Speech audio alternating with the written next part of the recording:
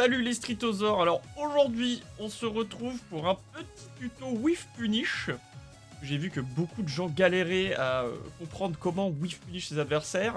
Et donc je me suis dit autant transmettre le savoir-faire que j'ai mis des années à construire. Donc déjà qu'est-ce qu'un Whiff Punish? Un Whiff Punish c'est simplement le fait de punir votre adversaire quand il tape dans le vide. Il va taper dans le vide et vous allez pouvoir avec un de vos coups le punir méchamment et ainsi prendre l'avantage face à des gens qui tapent un petit peu trop de manière imprudente en neutral. Donc déjà, je vais vous donner deux exercices assez simples pour pratiquer vos Whiff Punish, mais avant toute chose, je veux juste dire clairement c'est quoi les conditions pour réussir un bon Whiff Punish.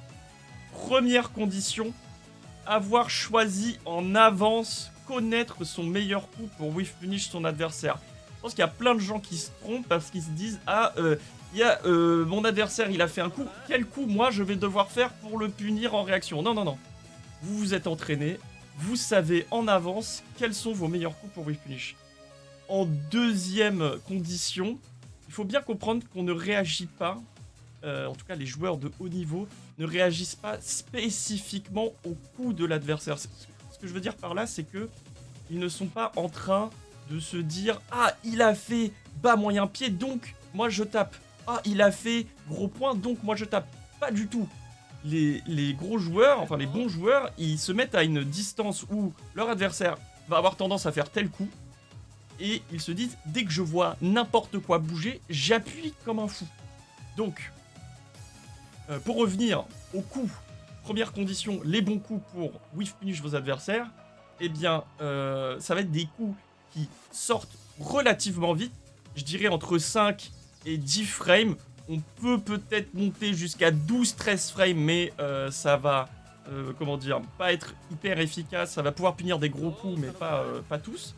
Donc, coup classique pour Whiff Punish dans Street Fighter 6, beaucoup de personnages l'ont, c'est le bas moyen pied. Bas moyen pied, ça sort généralement entre 7 et 9 frames. Ça va relativement loin, comme vous pouvez le voir.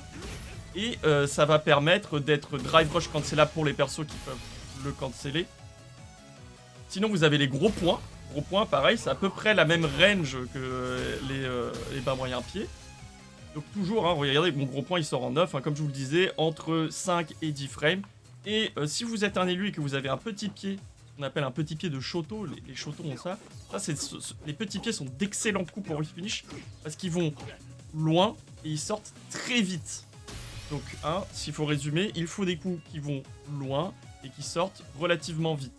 Ensuite, comme je le disais, ce qu'on veut, c'est non pas se dire « Ah, mon adversaire a fait tel ou tel coup, je sais pas quoi, nanana. » Non, nous, ce qu'on veut faire, c'est taper dès qu'on voit un truc qui bouge. On est des fous du bus, on est sous adéral, donc dès qu'on voit un truc qui bouge, ça clignote, bam, on appuie. Donc, pour s'entraîner à faire ça, ce que j'ai fait, c'est que je vous ai mis un petit Luc qui, en gros, quand je vais taper en garde, va faire soit rien, soit bas moyen pied, soit bas moyen point. Le bas moyen pied me touchera en garde, le bas moyen point ne me touchera pas en garde. Et dès que je vais voir un truc bouger, je vais appuyer. Vous voyez? En fait, regardez bien les inputs. Dès que je vois un truc appuyer, j'appuie. Regardez, il m'a tapé en garde, j'ai quand même appuyé sur mon bas moyen pied.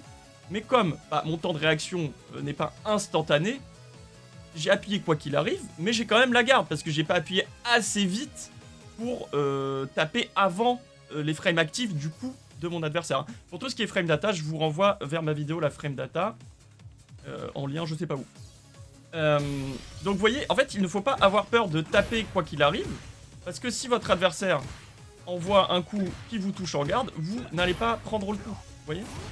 Donc là vous avez vu, je réponds avec bas moyen point quand mon adversaire bouge, voilà. Et ce que je fais à chaque fois, c'est que je mets une option select de drive rush dans mon bas moyen point. C'est-à-dire que si mon bas moyen point ne touche pas, il n'y a rien qui sort. Mais si jamais mon adversaire a whiffé son coup, il y a mon drive rush qui sort. Donc pour bien faire une OS de drive rush, il faut relâcher toutes les directions au moment où on fait son raccourci pari après le coup. C'est très très important parce que, regardez, si je tape en garde au moment où je fais mon OS de drive rush, vous voyez, il n'y a rien qui sort. Pardon, si j'ai la position de garde, il n'y a rien qui sort. Okay, je ne punis pas. Enfin, je punis, mais relativement faiblement. Une autre chose que vous pouvez faire, puisque quand vous whiff finishez vos adversaires se retrouvent dans un état de punish counter qui vous donne des frames d'avantage supplémentaires. Vous avez donc accès à des combos qui ne sont pas possibles, notamment, normalement, je veux dire. Donc, par exemple, avec Akuma, je vais pouvoir faire des bas moyens pieds gros adamante. Vous voyez, ça c'est impossible normalement. Mais comme je sais que de toute façon, si mon coup touche, ce sera un punish counter, je mets en buffer mon gros adamante qui me donne un combo supplémentaire. Et ça peut être très intéressant pour économiser vos barres de drive. Second exercice possible que moi j'aime bien faire, enfin, je vous recommande, c'est de faire 3 enregistrements à partir de la position neutre.